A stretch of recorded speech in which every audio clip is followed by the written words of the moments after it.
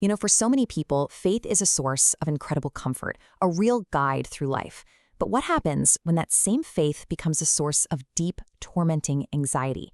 That's what we're going to get into today. We're breaking down a condition called scrupulosity. It's what happens when a person's sincere moral or religious beliefs get completely hijacked by fear. Just try to imagine that for a second. You're a parent, you love your kids more than anything, and this thought just flashes into your mind. This isn't some line from a horror movie. It's the actual gut-wrenching experience of someone with scrupulosity. And let's be clear, these aren't thoughts they want to have. They're intrusive, they're horrifying, and they feel totally opposite to who the person truly is. So what on earth is going on here? The person having these thoughts, they usually believe they're in the middle of a huge spiritual crisis. They feel this crushing guilt and shame, and they're convinced they must be a truly bad person. But the most important question we have to ask is this: are we looking at a failure of faith, or are we looking at a treatable medical condition? And the answer, thankfully, is really clear. Scrupulosity is a recognized form of obsessive compulsive disorder, or OCD. This isn't a spiritual failing, it's about brain circuitry. The topic of the obsessions might be religious or moral, but the engine driving it all is pure OCD. And realizing that, well, that's the absolute first step to getting better. Now, here's something that's so important to understand. The thoughts themselves aren't the actual problem. Seriously, research shows pretty much everyone has weird, unwanted, or bad thoughts pop into their head.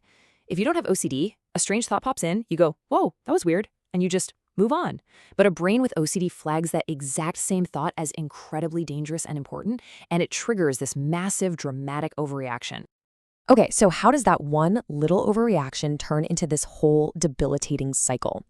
Well, OCD operates on a very predictable and very powerful four-step loop. Once you understand this loop, you can start to see how to break it. It all starts with an obsession. That intrusive thought, maybe something like, did I just commit a mortal sin by accident? That thought creates this massive wave of anxiety and doubt. So to get rid of that awful feeling, the person performs a compulsion, like praying for hours until it feels just right. And for a moment, they get this little bit of relief. But here's the trap. That relief teaches the brain that the compulsion worked. It basically superglues the obsession and the compulsion together, making the whole cycle even stronger the next time around.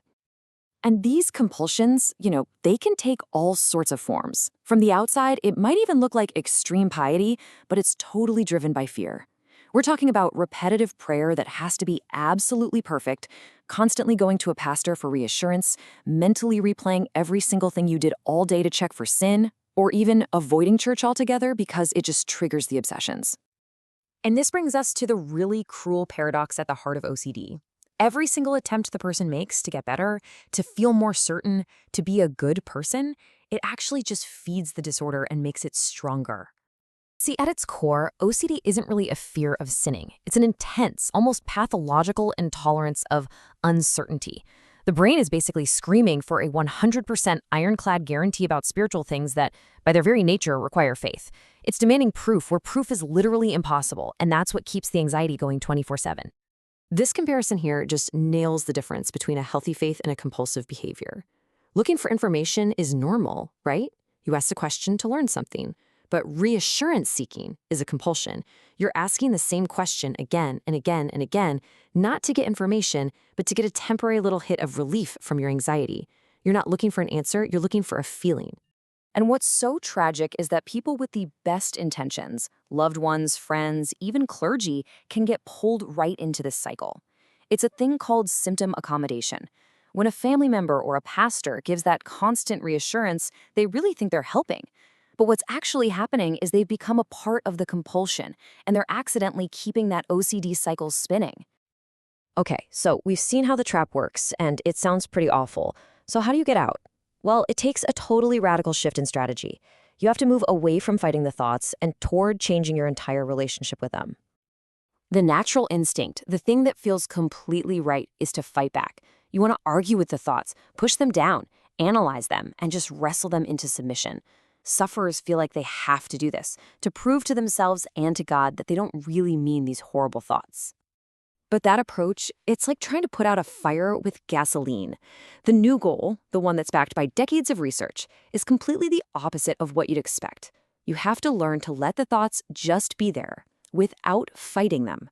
The goal isn't to change the thoughts themselves, it's to change your relationship with them. So, the two gold standard treatments for this are exposure and response prevention, or ERP, and acceptance and commitment therapy, which is called ACT. ERP basically involves letting yourself have the obsessive thought on purpose while you resist the urge to do the compulsion. With ACT, you learn skills to just detach from the thoughts, to see them as nothing more than mental noise, like static on the radio, and instead focus on living a life that's guided by your values, not by your fears.